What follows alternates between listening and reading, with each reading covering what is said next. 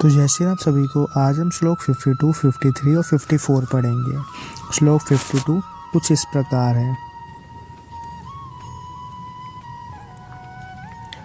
यदा ते महाकिलं बुद्धियतिरिष्यति तदा गन्तासि निवेदन श्रोतव्यश्च श्रुतस्य च।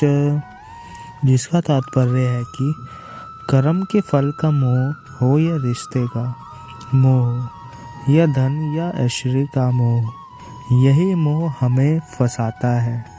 जब बुद्धि मोह के दलदल से निकल जाती है तब भगवान के पास आने के द्वार खुल जाते हैं।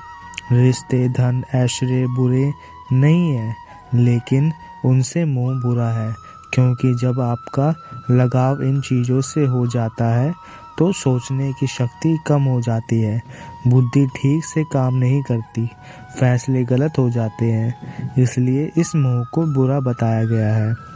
धृतराष्ट्र के पुत्र मोह से ही महाभारत का युद्ध लड़ा गया था।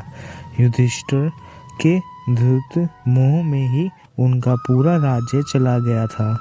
दोस्तों, यह उस समय की बात नहीं है। आप चाहे तो वर्तमान समय में भी कई उदाहरण देख सकते हैं। अगला श्लोक। श्रुति विप्रतिपन्ना ते यदा स्थास्यति निश्चला समाधावाचला बुद्धिस्तदा योगिमस्वास्यसि। जिसका तात्पर्य है कि जितने लोग होते हैं उतनी किस्म की बातें होती हैं, और जितनी बातें होती हैं उतने तरीके से बुद्धि सोचती है। जब बुद्धि स्थिर होकर भगवान में लग जाती है तो उसे योग कहते हैं। बुद्धि का स्थिर हो जाने ही एकाग्रत कहलाता है। स्थिर होकर एकाग्रता से कुछ करने को समाधि की स्थिति भी कहते हैं।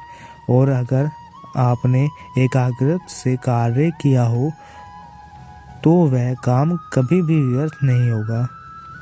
अगला श्लोक। स्थित प्रज्ञस्य का भाषा समुद्धिष्ट केशव स्थित धीह किरी प्रभाषेत किमासित विजितर किम्र। जिसका तात्पर्य है कि अर्जुन पूछते हैं, हे केशव, समाधि में स्थित परमात्मा को प्राप्त हुए स्थिर बुद्धि पुरुष का क्या लक्षण है? वह स्थिर बुद्धि पुरुष कैसे बोलता है, कैसे बैठता है और कैसे चलता है? दोस्तों, आप ज़रूर जानना चाहेंगे कि जो लोग अपने अपने क्षेत्र में सबसे ऊपर पहुंचते हैं उनकी सफलता का राज क्या है। अर्जुन भी यही जानना चाहते हैं कि जो बुद्धि को स्थिर होकर एक जगह लगा देते हैं उन